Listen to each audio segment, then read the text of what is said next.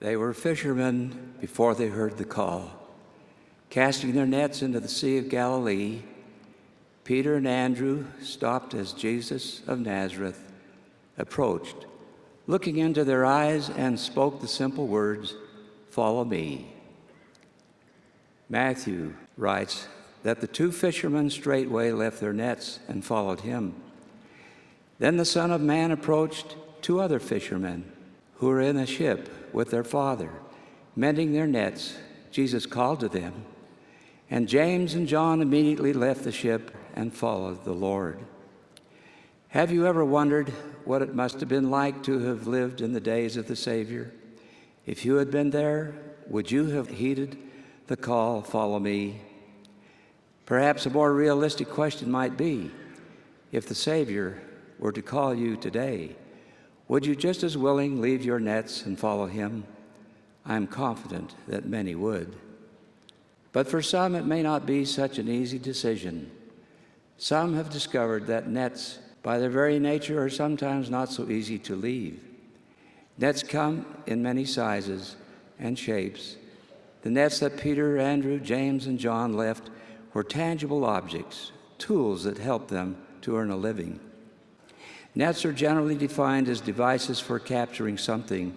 In a more narrow but more important sense, we might define a net as anything that entices or prevents us from following the call of Jesus Christ, the Son of the living God. Nets in this context can be our work, our hobbies, our pleasures, and above all else, our temptations and sins. In short, a net can be anything that pulls us away from our relationship with our Heavenly Father or from His restored church. It is impossible to list the many nets that can ensnare us and keep us from following the Savior. But if we are sincere in our desire to follow Him, we must straightway leave the world's entangling nets and follow Him. How do we follow the Savior? By exercising faith, by believing in Him. We follow the Savior by entering the waters of baptism and receiving a remission of our sins, by receiving the gift of the Holy Ghost and allowing that influence to inspire, instruct, guide, and comfort us. How do we follow the Savior? By obeying Him. He and our Heavenly Father have given us commandments, not to punish or torment us, but to help us come to a fullness of joy.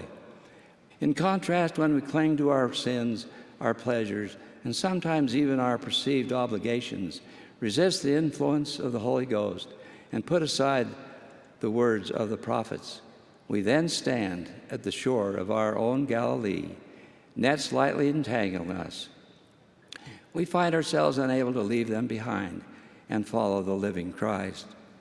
But the shepherd calls to each of us today. Will we recognize the voice of the Son of God?